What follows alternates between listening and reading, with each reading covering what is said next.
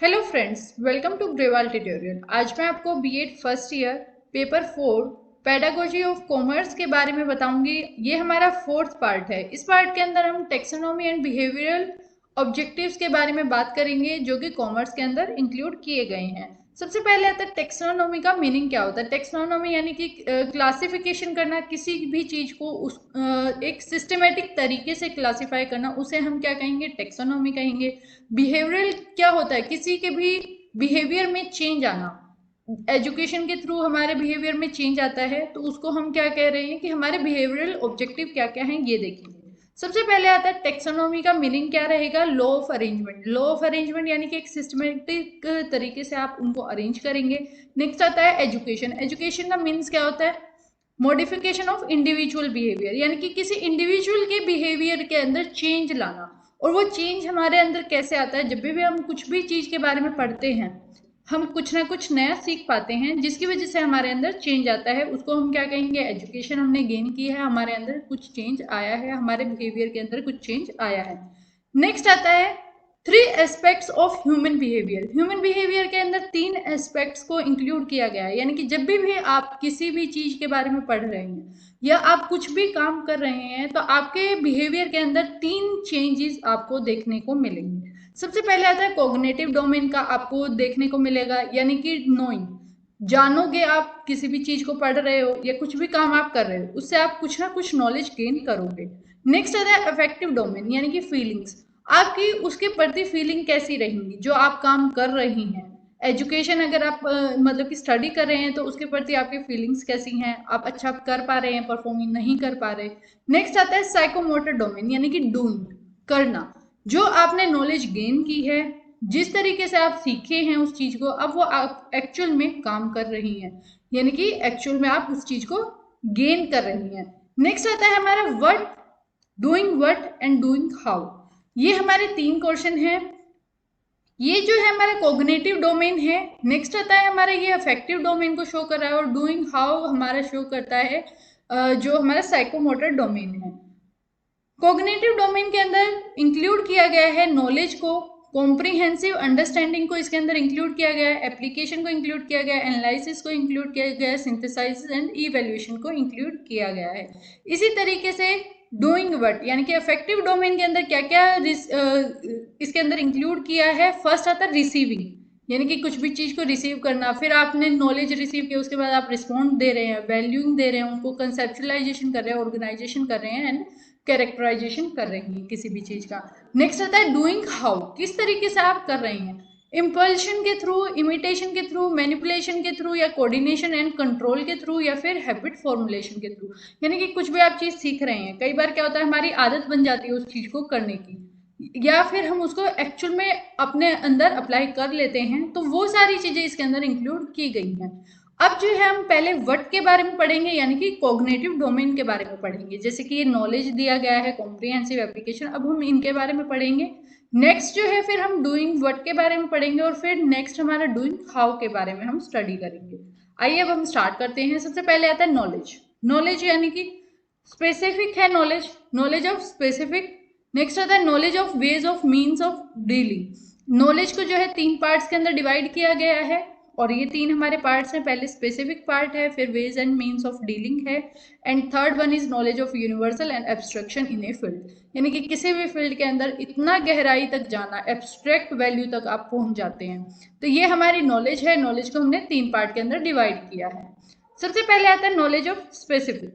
Specific की knowledge क्या है, आपको जो है इसके अंदर टर्मिनोलॉजीज को सीखने को, आप को जो भी टर्म्स हमारी यूज होती हैं आप वो सीख पाते हैं इसके अंदर।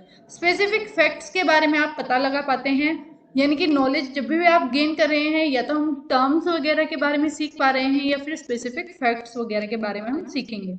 नेक्स्ट हमारा आता है knowledge of ways and means of dealing with a specific, यानी कि इसके अंदर क्या आता है, convention, criteria, classification and characterisation, categories, methodology and trends and sequence. इसके अंदर ये सारी चीजें इंक्लूड की गई हैं।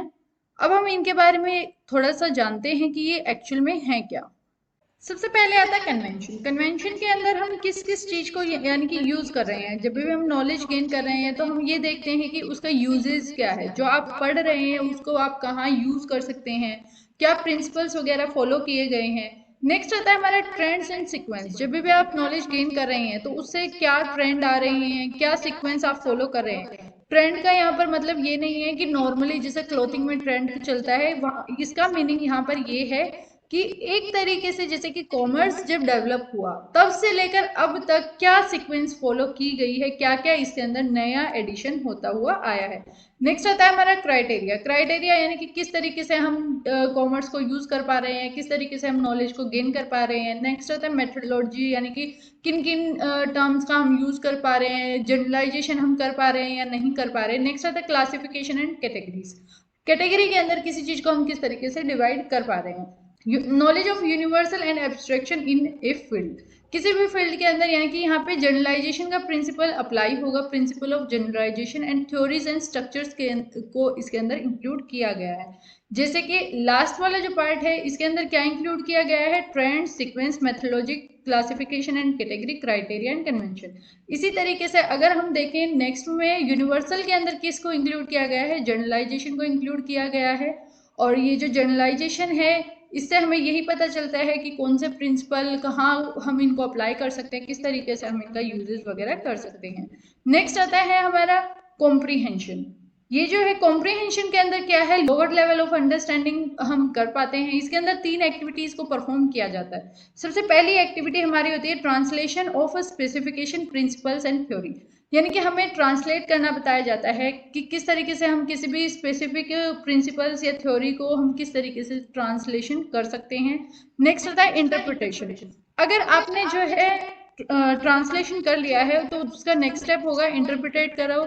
जो भी आपने किसी भी स्पेसिफिक प्रॉब्लम के बारे में पढ़ा है तो अब उसको आप इंटरप्रिटेट करें।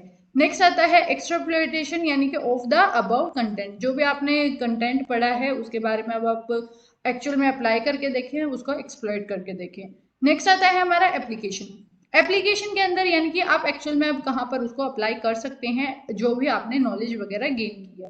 तो इसके अंदर आता है make generalisation of fact, principles and theory. इसके अंदर भी पहले हम यही देखेंगे, जनरलाइज करेंगे हम फैक्ट्स कहाँ कहाँ हम यूज कर सकते हैं, प्रिंसिपल्स क्या क्या हमारे हम फॉलो कर सकते हैं, किस तरीके से हमारी क्या क्या थ्योरीज वगैरह रहेंगी। Next one is establish the relationship among the elements. एक एलिमेंट दिया गया है उसका दूसरे एलिमेंट के साथ क्या रिलेशन रहेगा, अब हम उसके बारे में भी जानते हैं। जैसे कि अगर हम नॉलेज की ही बात कर रहे हैं तो नॉलेज हम अगर किसी एक पर्टिकुलर फील्ड की ले रहे हैं, जैसे कि आप प्रोफेसर बनना चाह रहे हैं, तो लिंक किस तरीके से वो एक दूसरे के साथ कर रहा है। पहले आपको बीकॉम करनी है, फिर एमकॉम करनी है, फिर नेट क्वालिफाई करना है, जेआरएफ करना है, फिर आप पीएचडी कर रहे हैं, यानी कि एक दूसरे के साथ वो किस तरीके से कनेक्टेड है। नेक्स्ट आता है formulation, formulate some principles to organise the element. कुछ हम प्रिंसिपल्स को फॉलो करेंगे जिसकी वजह से हमारा जो एलिमेंट है उसको हम ऑर्गेनाइज कर पाएंगे, यानी कि जो हम अचीव करना चाह रहे हैं वो हम उसको अचीव कर पाएंगे। नेक्स्ट आता है एनालाइज करना, यानी कि मीडियम लेवल ऑफ अंडरस्टैंडिंग। इसके अंदर हमें ये देखना है कि हमें कितनी नॉलेज एक्चुअल में हम गेन कर पाए। इसको भी 3 कैटेगरी के अंदर डिवाइड किया गया है। फर्स्ट आता है एनालाइज ऑफ एलिमेंट, एलिमेंट के बारे में जानना। जो आपने पढ़ा है उसको आप एनालाइज करके देखें कि आपने कितना करेक्ट पढ़ा है, क्या पढ़ा है आपने। नेक्स्ट आता है एनालाइज ऑफ रिलेशनशिप, एक एलिमेंट की दूसरे एलिमेंट के साथ क्या रिलेशन है, इन दोनों के बारे में हमें रिलेशन फाइंड आउट करना। एनालाइज ऑफ ऑर्गेनाइजेशन प्रिंसिपल, और हमारी ऑर्गेनाइजेशन के क्या क्या प्रिंसिपल्स हैं उनके बारे में हम एनालाइज करेंगे। तो एनालाइज के अंदर क्या आएगा, एक नॉर्मल यही है कि हमें पता लगाना है कि एलिमेंट क्या है, उनके रिलेशन क्या है, प्रिंसिपल्स हमारे ऑर्गेनाइजेशन के क्या रहेंगे। नेक्स्ट वन इज सिंथेसाइज करना। Here emphasis is laid on creating new meaning और ए स्ट्रक्चर। सिंथेसाइज का मतलब ये होता है कि कोई भी एक फेज दी गई है या फिर कोई भी आपको टॉपिक दिया गया है, उसके अंदर आप क्या करेंगे, कुछ क्रिएट करेंगे और एक नया स्ट्रक्चर आप बनाएंगे जिससे आपको नया मीनिंग भी देखने को मिलेगा। इसके अंदर भी 3 लेवल फॉलो किए जाएंगे। फर्स्ट आता है प्रोडक्शन ऑफ यूनिक कम्युनिकेशन। सबसे पहले आप यूनिक कम्युनिकेशन बनाएंगे, यानी कि कुछ हटकर आप काम कर रहे हैं। नेक्स्ट आता है प्रोडक्शन ऑफ प्लान और प्रपोज सेट फॉर ऑपरेशन, यानी कि आपने जो भी प्लान किया है अब आप उसको एक्चुअल में ऑपरेशन में लेकर आएंगे। And derivation of A set of abstract relation, और फिर आप डेरिवेशन दिखाएंगे कि किस तरीके से जो है आपने अलग चीज की है। नेक्स्ट आता है इवेल्युएशन। इवेल्युएशन जो है हमारा कॉग्निटिव डोमेन का लास्ट पार्ट है। इवेल्युएशन के अंदर हम क्या करेंगे, it include qualitative and quantitative judgement. सबसे पहले दोनों नेचर की इसके अंदर जजमेंट इंक्लूड की जाएगी, क्वालिटेटिव भी और क्वांटिटेटिव भी। क्वांटिटेटिव का मतलब क्या होता है, जिसमें हमें एग्जैक्ट क्वांटिटी का पता चलता है, जैसे कि 1 kg 1 टन इस तरीके से। और क्वालिटी का मतलब क्या होता है यहाँ पे, क्वालिटेटिव, कि उसकी एक्चुअल क्वालिटी क्या है, उसके फीचर्स क्या हैं। और वो जो है जजमेंट दी जाएगी about the extent to which the material and method satisfy the criteria, कि कौन सा मेथड हमारा या मटेरियल जो है किसी भी क्राइटेरिया को स्पेसिफाई कर रहा है। इसके अंदर भी 2 लेवल फॉलो किए जाएंगे। इंटरनल जजमेंट दी जाएगी मटेरियल और मेथड के रिगार्डिंग, और एक्सटर्नल जजमेंट भी दी जाएगी मटेरियल और मेथड के रिगार्डिंग। नेक्स्ट हमारा आता है अफेक्टिव ऑब्जेक्टिव। अब जो हम अफेक्टिव ऑब्जेक्टिव के बारे में भी स्टडी करेंगे इसी तरीके से। रिसीविंग और अटेंडिंग। सबसे पहली चीज होती है किसी भी चीज को हम रिसीव कैसे कर रहे हैं। अब जैसे मैं आपको पढ़ा रही हूँ तो आप उसको किस तरीके से पढ़ रही हैं, सबसे पहले यही देखा जाएगा कि आप किस तरीके से उसको रिसीव कर रही हैं। क्या आप अटेंटिव हैं जिस टाइम पर आप वीडियो देख रहे हैं, क्या आप कुछ भी रीडिंग वगैरह कर रहे हैं उस टाइम पे आप अटेंटिव हैं। तो अफेक्टिव ऑब्जेक्टिव के अंदर यही देखा जाएगा, हमारी फीलिंग्स के बारे में इसके अंदर डिस्कशन की गई है, फीलिंग्स के बारे में। तो इसके अंदर सबसे पहले आता है रिसीविंग और attending. The learner is sensitive to the existence of certain stimuli, यानी कि स्टिमुली और रिस्पॉन्स होता है। स्टिमुली का मतलब क्वेश्चन होता है कि मैंने आपसे कोई क्वेश्चन पूछा और आप उस पर रिस्पॉन्स देंगे, यानी कि हमारी जो भी आपके सामने स्टिमुली आ रही है तो आप उसके ऊपर किस तरीके से रिस्पॉन्स देंगे। सबसे पहले इसके अंदर भी 3 एक्टिविटी है रिसीविंग और अटेंडिंग के अंदर। पहले होता है कि आप अवेयर रहते हैं अबाउट द स्टिमुली, जो आपसे पूछा गया आप उसके बारे में अवेयर हैं। विलिंगनेस टू हियर, आप सुनना भी चाहते हैं उसी चीज को। एंड कंट्रोल द अटेंशन, और आप उसके जो भी आप पढ़ रहे हैं आप अटेंशन उसके ऊपर 100% दे पा रहे हैं। तो 3 एक्टिविटी इसके अंदर फॉलो की जा रही है रिसीविंग एंड अटेंडिंग के अंदर। फर्स्ट हमारी क्या है, अवेयरनेस अबाउट द स्टिमुली, जो आप पढ़ रहे हैं आप उसके बारे में आपको अवेयरनेस है, या आपसे कोई क्वेश्चन पूछा जा रहा है आप उससे अवेयर हैं। दूसरा है कि आप उसको सुनना भी चाह रहे हैं। तीसरा क्या है, प्रेजेंट हमारी तीसरी एक्टिविटी क्या है कि आप टोटली जो है कंट्रोल करेंगे और प्रॉपर अटेंशन उस चीज को देंगे। तो ये हमारा आता है फर्स्ट रिसीविंग एंड अटेंडिंग में। नेक्स्ट आता है रिस्पॉन्डिंग। रिस्पॉन्डिंग के अंदर क्या होगा, peoples are motivated to respond, यानी कि स्टिमुली, मैंने क्वेश्चन पूछा है और पीपल क्या होते हैं, स्टूडेंट। अब क्या है, प्यूपिल्स को कहा जाएगा, प्यूपिल्स को अब कहा जाएगा कि आप रिस्पॉन्स दें, आप यानी कि अब उसके ऊपर आंसर दें। 3 एक्टिविटी इसके अंदर भी फॉलो की जाएंगी। ओबीडेंस टू द रिस्पॉन्स, जो आप रिस्पॉन्स दे रहे हैं उसमें आप ओबीडेंस रहें। विलिंगनेस टू रिस्पॉन्स, आप जो है इच्छुक रहें रिस्पॉन्स देने के लिए। एंड सेटिस्फेक्शन इन रिस्पॉन्डिंग, जो आपने रिस्पॉन्स दिया है उसके अंदर आप जो है सेटिस्फाई रहें, यानी कि जैसे कि मैंने आपसे कोई भी क्वेश्चन पूछा, एग्जाम्पल है कि आपने जो है असाइनमेंट प्रिपेयर किए हैं या नहीं किए, तो आप क्या हैं, पहले तो मैंने आपको स्टिमुली दी है, स्टिमुली दी है, अब आप क्या करेंगे उस स्टिमुली पे रिस्पॉन्स देंगे। और आप रिस्पॉन्स कैसे देंगे, आप रिस्पॉन्स तभी दे पाएंगे ना जब आपने यहाँ पर क्या किया है, पहली चीज आपको स्टिमुली के बारे में नॉलेज है, दूसरी चीज आपने उसको अच्छे से सुना है, और तीसरी चीज आप उसके ऊपर 100% अटेंशन दे पा रहे हैं, तभी आप किसी भी स्टिमुली का रिस्पॉन्स दे पाएंगे। अब रिस्पॉन्स के अंदर क्या है, पहले जो आप रिस्पॉन्स देंगे वो हमारा ओबीडियंस होना चाहिए, ओबीडियंट होना चाहिए मतलब कि। नेक्स्ट हमारा आता है विलिंगनेस होनी चाहिए कि आप आंसर देना चाहेंगे, और थर्ड होना चाहिए हमारी सेटिस्फेक्शन, हम उससे सेटिस्फाई हैं। तो ये भी जो है सबसे ज़्यादा मैटर करती हैं चीज़ें रिस्पॉन्डिंग में। फर्स्ट हमारा क्या था, रिसीविंग एंड और अटेंशन करना, मतलब कि अटेंडिंग करना। नेक्स्ट आता है हमारा responding. Third one is value. अब आपने रिसीव भी कर लिया, आपने उसको रिस्पॉन्ड भी दिया, अब वैल्यू के बारे में अब हम पढ़ेंगे कि हम वैल्यूइंग क्या कर रहे हैं। इट इंक्लूड्स द वर्थ और the value of a person attaches to a particular object, phenomena और बिहेवियर, यानी कि वर्थ पता लगाना, यानी कि वैल्यू पता लगाना कि क्या एक्चुअल में इसकी एग्जिस्टेंस है, किस तरीके से हम उसकी वैल्यू पता लगा सकते हैं किसी भी पर्टिकुलर ऑब्जेक्ट की, फिनोमिना से रिलेटेड या बिहेवियरल से रिलेटेड, यानी कि कोई पर्सन किस तरीके से किसी चीज से अटैच है उसके बारे में हम पता लगाएंगे। इसके अंदर भी हम 3 टाइप की एक्टिविटी फॉलो करते हैं। एक्सेप्टेंस ऑफ वैल्यू, जो वैल्यूज थी आपने उनको एक्सेप्ट किया। परफॉर्मेंस ऑफ द वैल्यू, पहले आपने एक्सेप्ट किया, कोई प्रिंसिपल्स थे, मान लेते हैं कुछ रूल्स वगैरह थे जो कि आपको फॉलो करने थे। अब आपने उनको पहले क्या है एक्सेप्ट किया है, फिर आप उनको परफॉर्म कर रहे हैं, फिर आप उनको कमिटमेंट कर रहे हैं, यानी कि अब आप उनको प्रॉपर वे से फॉलो करेंगे।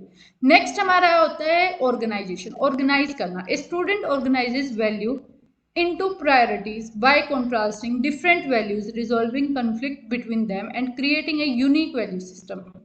ये सबसे अच्छी चीज है। जब आपको रिसीव हुई, आपको ये प्रिंसिपल्स रिसीव हुए, रूल्स रिसीव हुए कॉलेज से रिलेटेड, नेक्स्ट आपने उनके ऊपर रिस्पॉन्स दिया कि आप क्या उनको फॉलो कर रहे हैं या नहीं कर रहे। नेक्स्ट वन इज, अब आपको उनकी वैल्यू पता चली कि क्या वैल्यू है उन रूल्स वगैरह की। एंड फोर्थ वन इज, अब आप उनको ऑर्गेनाइज कर रहे हैं, यानी कि अगर किसी चीज़ से आप खुश नहीं थे तो उसको आप क्या कर रहे हैं, ऑर्गेनाइज कर रहे हैं, अपने वे से आप जो उसको रिजोल्व कर पा रहे हैं, उस जो भी हमारी कन्फ्लिक्ट है, झगड़ा वगैरह है, और अपनी एक यूनिक वैल्यू आप एक सिस्टम के अंदर क्रिएट करते हैं।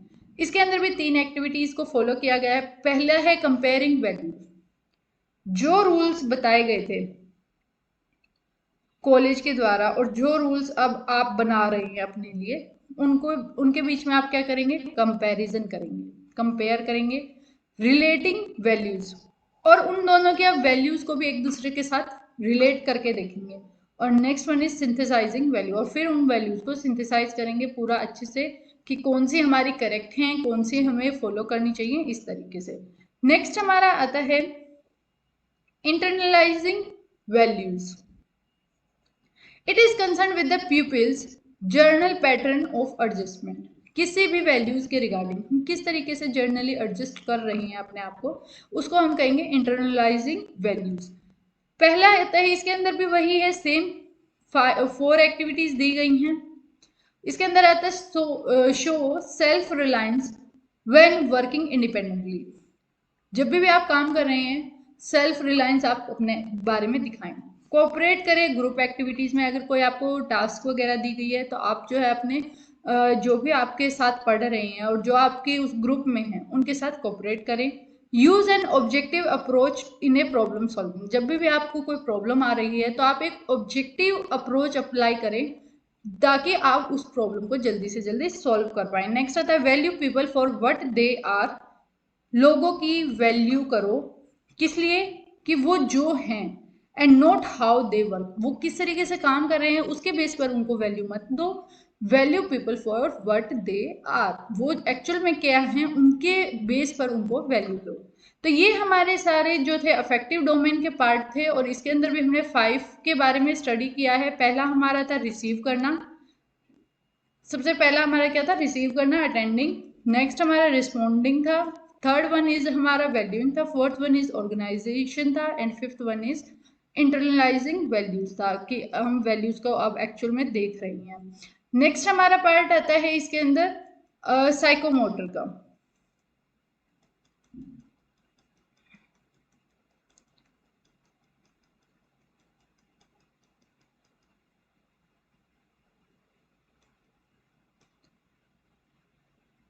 नेक्स्ट हमारा टॉपिक आता है साइकोमोटर ऑब्जेक्टिव। साइकोमोटर ऑब्जेक्टिव यानी कि अब इसमें हम फिजिकली पार्ट ले रहे हैं, अब हमारी फिजिकल प्रेजेंट मतलब कि हम अपने आप को प्रेजेंट कर पा रहे हैं। इट इंक्लूड फिजिकल मूवमेंट, अब हम एक्चुअल में उसको अप्लाई कर रहे हैं, जो हमने नॉलेज गेन की है, जो हमने वैल्यूज वगैरह सीखे, अब हम उनको एक्चुअल में अप्लाई करने वाले हैं। तो यानी कि इसके अंदर फिजिकल मूवमेंट होगी, कोऑर्डिनेशन होगा, और use of motor skills. Motor skills क्या होते हैं, मतलब हम हर अपनी सेंस का यूज करेंगे उसके लिए। Development of these skills requires practice, in skills को अगर आप डेवलप करना चाहते हैं, यानी कि साइकोमोटर अगर आपके अंदर स्किल्स हैं उनको अगर आप डेवलप कर रहे हैं, कौन से स्किल्स, हमारे जो भी मोटर स्किल्स हैं, जैसे कि लिखना, पढ़ना, सुनना, बोलना, ये सारे हमारे स्किल्स होते हैं, हमारी 5 सेंसेस इसके अंदर यूज होती हैं, और इनको डेवलप करने के लिए आपको स्किल्स की जो है प्रैक्टिस करना बहुत इंपॉर्टेंट है। It is measured in terms of speed, procedure, technique in execution, यानी कि इसके अंदर अब हम कैसे इनको मेजर करेंगे, हमारी जैसे कि अब नॉर्मल देखा जाए लैपटॉप पे टाइपिंग की क्या स्पीड है हमारी, हम किस तरीके से टाइपिंग कर रहे हैं, क्या हम टेक्निक यूज कर रहे हैं, क्या हम एक पैटर्न फॉलो कर रहे हैं या नहीं कर रहे, उसके बेस पर मेजर किया जाता है कि आप एक्चुअल में आपके कितना आप सेंसेस को, अपने स्किल्स को यूज कर पा रहे हैं।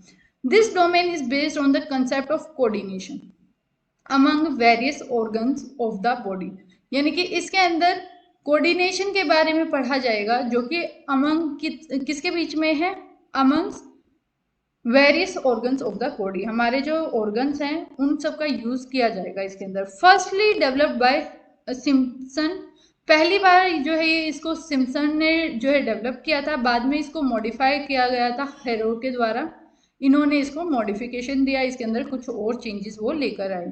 नेक्स्ट आता है एक्टिविटीज इंक्लूड इन साइकोमोटर्स आर, अब इसके अंदर भी एक्टिविटीज का यूज किया जा रहा है। पहले आती है परसेप्शन, परसेप्शन यानी कि किसी भी चीज के बारे में सोचना।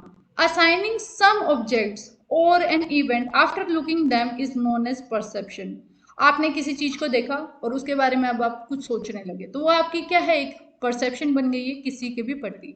जैसे कि एक इंसान को हम देखते हैं फर्स्ट टाइम, अब मान लेते हैं कि वो बहुत ही गरीब टाइप का दिख रहा है दिखने में, ठीक है, तो आपने उसको अज्यूम क्या किया कि ये बहुत पुअर है, और फिर वो एक लग्जरियस कार के अंदर जाके बैठ जाता है, अब आपकी परसेप्शन क्या है, वो गलत है। तो इट मीन्स क्या है, परसेप्शन क्या होता है, किसी भी चीज को या ऑब्जेक्ट को या इवेंट को देखना और उसके बारे में कुछ अपनी राय बना लेना।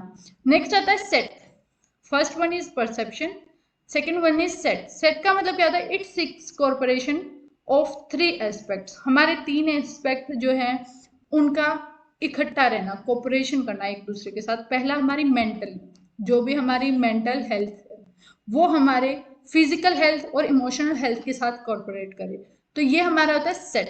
नेक्स्ट वन इज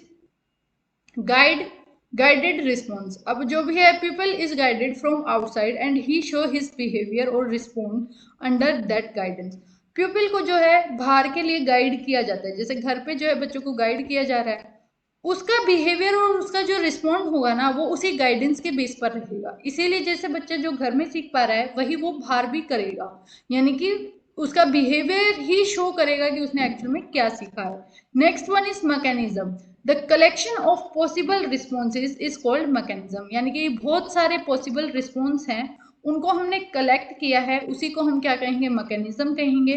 और मैकेनिज्म के अंदर कौन से रिस्पॉन्स को हम इंक्लूड कर रहे हैं, सबसे बड़ी चीज ये है हमारे जो करेक्ट रिस्पॉन्सेज होंगे ना हम उनको इंक्लूड इसके अंदर करेंगे। Next one is complex over responses, it is highest level of psychomotor domain, ये सबसे हाईएस्ट लेवल का हमारे साइकोमोटर डोमेन है complex over responses. At this stage the student acquire so much efficiency and skills that can accomplish the most complex task with minimum time and energy.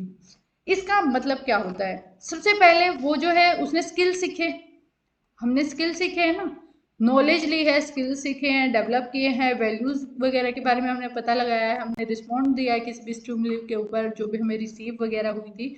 तो अब क्या है, ये कॉम्प्लेक्स ओवर रिस्पॉन्स का meaning यहाँ पर यही है कि इस स्टेज पर बच्चा इतनी एफिशिएंसी, इतने स्किल्स एक्वायर कर लेगा, ये हमारा लास्ट स्टेज है, इसके अंदर इतने एक्वायर करेगा वो जिसकी वजह से वो जो है एक बहुत ज़्यादा कॉम्प्लेक्स टास्क जिसको करना बहुत ज़्यादा मुश्किल है उसको वो मिनिमम टाइम के अंदर और मिनिमम एनर्जी का यूज करके उसको वो कंप्लीट कर पाएगा, यानी कि कॉम्प्लेक्स ओवर रिस्पॉन्सेज। इसके अंदर बस यही दिखाया गया है कि किस तरीके से हम जो है डोमेन को यूज कर सकते हैं। और आज का हमारा ये टॉपिक जो है यहीं पर कंप्लीट होता है। ये हमारे मेनली पार्ट्स हैं, आपको इन्हीं पार्ट्स को जो है अच्छे से पढ़ना है और उसी के अकॉर्डिंग आप जो है अपना आंसर लिख कर आएंगे। और हमारा जो क्वेश्चन रहेगा इसके रिगार्डिंग वो हमारा क्वेश्चन आएगा टेक्सोनोमी और बिहेवियरल ऑब्जेक्टिव क्या हैं इन कॉमर्स के अंदर, यानी कि कॉमर्स के अंदर क्या क्या हमारे टेक्सोनोमी और बिहेवियरल ऑब्जेक्टिव्स हैं। तो अगर क्वेश्चन इस तरीके का आपसे पूछा गया है तब आपको ये जो है तीनों डोमेन अच्छे से एक्सप्लेन करने हैं और ये ब्लूम टेक्सोनोमी के द्वारा दिए गए हैं, ये हमारी ब्लूम टेक्सोनोमी है जो अभी हमने स्टडी की है। आपको ये वीडियो कैसी लगी मुझे कमेंट में ज़रूर बताएं, अगर आपका कोई डाउट है तो वो भी आप मुझसे कमेंट में ज़रूर पूछें। अपने फ्रेंड्स के साथ ज़्यादा से ज़्यादा शेयर करें और चैनल को सब्सक्राइब करें। Thanks for watching.